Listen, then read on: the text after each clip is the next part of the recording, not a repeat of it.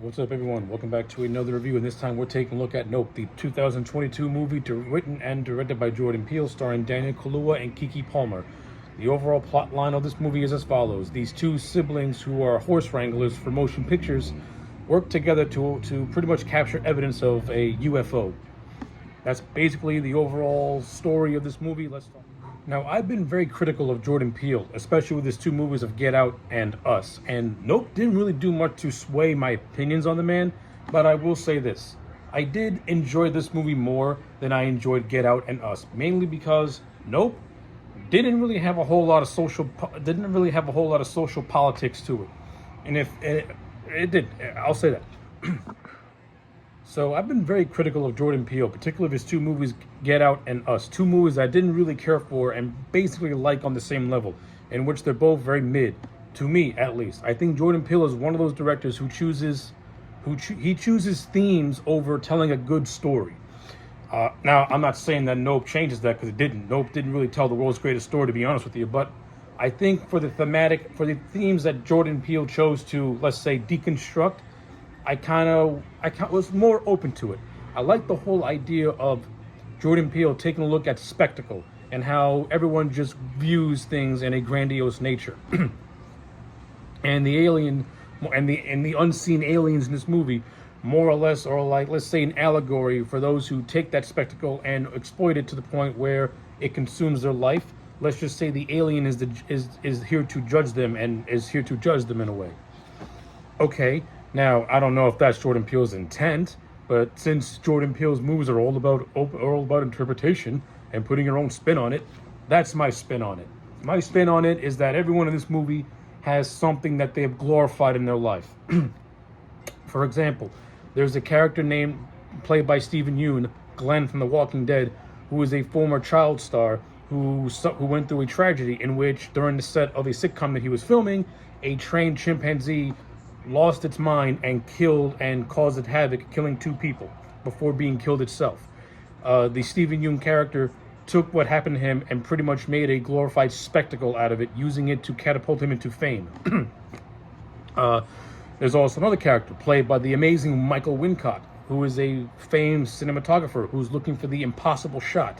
You know, his comeuppance happens when he gets that impossible shot, but at the cost of his life, which is actually one of my favorite subplots. Actually, Stephen Yeun and Michael Wincott are basically my two favorite characters in this movie, because I like their storylines. I like the whole idea of a child actor using his tragedy to get fame, and I like the idea of an aging cinematographer wanting to get that impossible shot at the expense of his own life. I thought those two storylines, for the most part, are actually well handled, and I actually do like the flashback of the monkey going crazy, mainly because now, I'll say this: Jordan Peele, he's a good director. He knows how to compose his shots, and I think in Us he did a better job at pretty much creating a creepy atmosphere. In Nope, I like this scene of the young Stephen Yeun character and the monkey and the chimpanzee going crazy. It felt like a horror scene. It had good tension and good build up until the monkey gets shot in the head. I like it. It was actually done fairly well. It's one of the few scenes in this movie that I actually thought was actually well handled in terms of creating a creepy atmosphere. So I'll give Jordan Peele that. And as I mentioned before, the character of Antlers, I like his whole subplot. I like his inclusion in the movie. Again, he's played by the great Michael Wincott, one of the most underutilized actors in Hollywood, or just in films, is Michael Wincott. Top dollar from The Crow. How this man is not in more movies baffles my mind.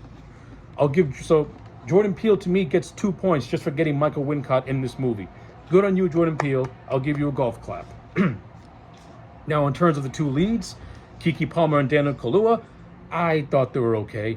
They were fine. I mean, Keke Palmer's character can be a little grating in a lot of areas, and Daniel Kaluuya, his acting can be so subdued to the point where nothing is phasing him in this movie, and his delivery is just so deadpan dry. Does this man have any emotion? Like, what are you going for with this? And like I said, then it's offset by Keke Palmer, who has more of a boisterous performance, but at times it could be a little bit grating, and she can be very annoying in a lot of areas as well.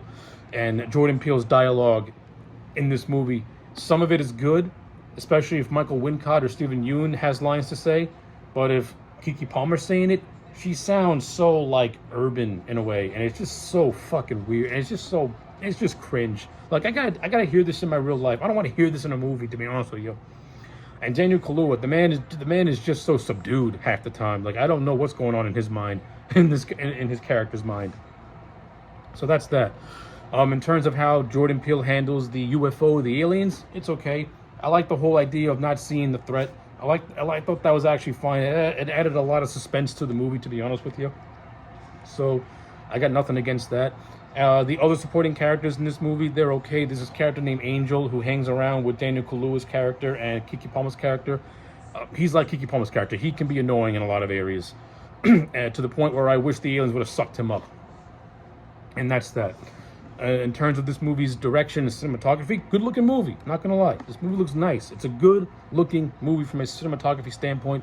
Jordan Peele as a director, I think with every movie he puts out, as a director, he improves. As a writer, I think his scripts need more supervision or rewrites, because he tries to shove a lot of ideas in his movies, and it can really overbloat it and make them feel convoluted. And Nope is not really an exception. Like I think he's trying to put too many things into one movie, and that actually affects the pacing and its runtime. This movie goes for a little over 2 hours, and for the story that Jordan Peele is telling, you can cut maybe 20 minutes out of this movie, and I guarantee you ain't gonna lose much. Hell, you could have cut 10 minutes out of this movie and make it an easy 110 minutes, and the movie would still feel the same thing, and you would still get the same movie.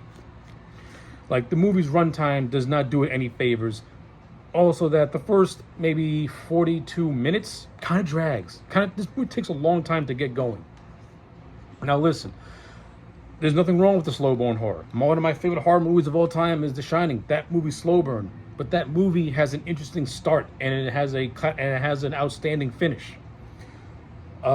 Nope has a decent start when we get to see the great Keith David in the opening as the father to Keke Palmer and Daniel Kaluuya, and he gets killed right away. I would have not done that because I liked Keith David, but whatever.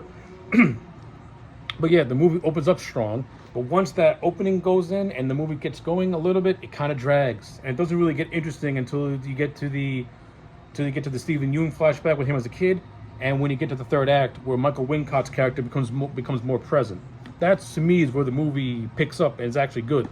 Everything else leading to that, it just drags on, and I found this movie boring in a lot of areas, and I ain't gonna lie. Like, just because it has some good things in it, that doesn't mean this movie is all of a sudden gonna beat out Get Out and Us, because it suffers from a lot of problems of just shoving too much into one movie when you could have streamlined it more and it would have still been the same thing.